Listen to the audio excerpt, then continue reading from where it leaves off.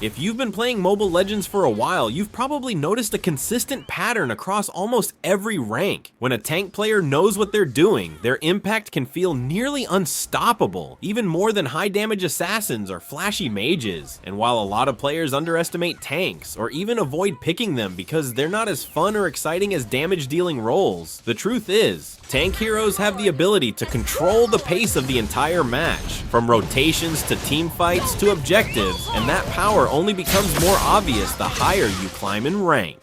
In this video, we are talking about the real reason why tank heroes dominate in Mobile Legends.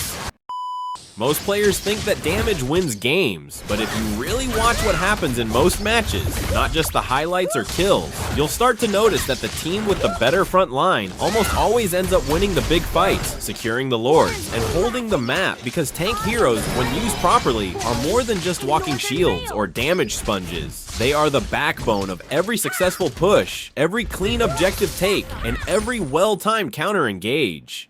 They don't just soak hits, they create space, soak pressure, initiate fights, protect carries, disrupt enemy combos, provide vision, and sometimes even lead the scoreboard in assists and clutch plays without getting any credit.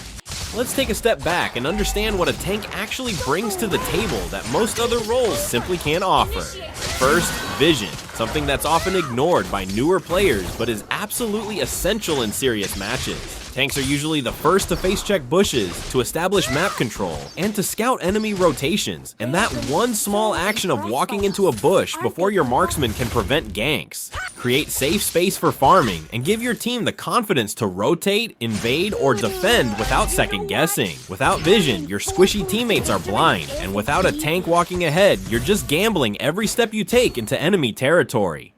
Then there's crowd control, the ability to stop enemy movement, cancel dashes, interrupt ults, and peel for vulnerable allies, and no role does it better than tanks. Heroes like Kufra, Atlas, and Lolita aren't just tanky for the sake of being tanky. They have tools that can flip the entire momentum of a team fight with one good ult or engage, and when you time those abilities well, the enemy has no choice but to reposition, retreat, or waste their cooldowns just to stay alive, which instantly gives your team the upper hand. And all of that happens without even talking about how much damage some tanks can actually deal these days, especially with hybrid builds or the right emblem setups.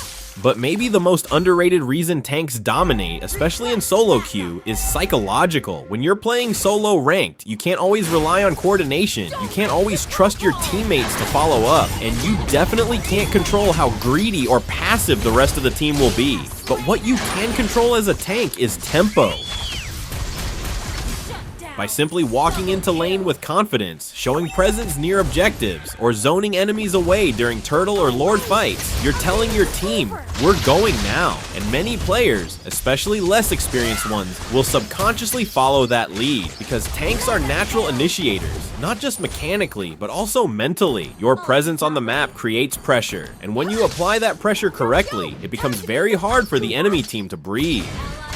Another huge factor is consistency. Unlike assassins or burst mages who rely heavily on gold leads or snowballing, tanks can impact the game even when behind in gold or kill. You don't need to dominate your lane or get fed to be useful. Your value comes from how you position, how you engage, and how you protect. That's why tank mains are often the most stable players on a team, because their job doesn't depend on having perfect stats. It depends on timing, map awareness, and understanding how to create opportunities for teammates to shine. That kind of consistency becomes even more valuable in higher ranks, where matches are decided by vision, team coordination, and smart engagements, not just raw damage.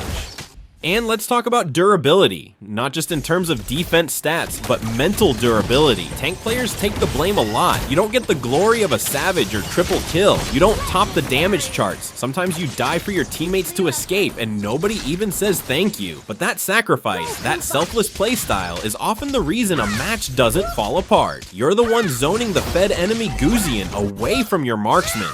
You're the one soaking the ult from Farsa so your mage can finish her combo. You're the one blocking hooks from Franco, eating burst from Xavier, and walking straight into a bush full of enemies just to make sure your allies don't get picked off. And you do it every match, every minute, without expecting anything in return. And that's real dominance. It's quiet, it's often invisible on the stat screen, but without it, your team collapses fast. On top of all that, the current meta heavily favors tank heroes because of how objective-focused the game has become. With the rise of fast-paced rotations, early skirmishes, and constant 5v5 team fights around Turtle and Lord, having a solid frontliner who can take hits, initiate cleanly, and zone out threats has never been more important. And with many new heroes being squishy, high-damage dealers, the demand for tanks to neutralize that burst has only grown. Tanks provide structure. They give your team a shape to play around. Without them, fights become chaotic, backlines get deleted, and objectives fall uncontested.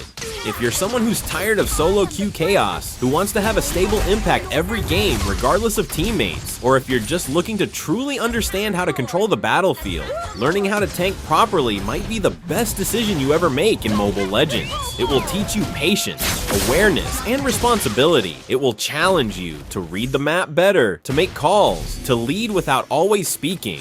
And the more you grow in that role, the more you'll start to notice that games become winnable even when your carries are behind, because you've built the discipline and confidence to anchor the team during chaos.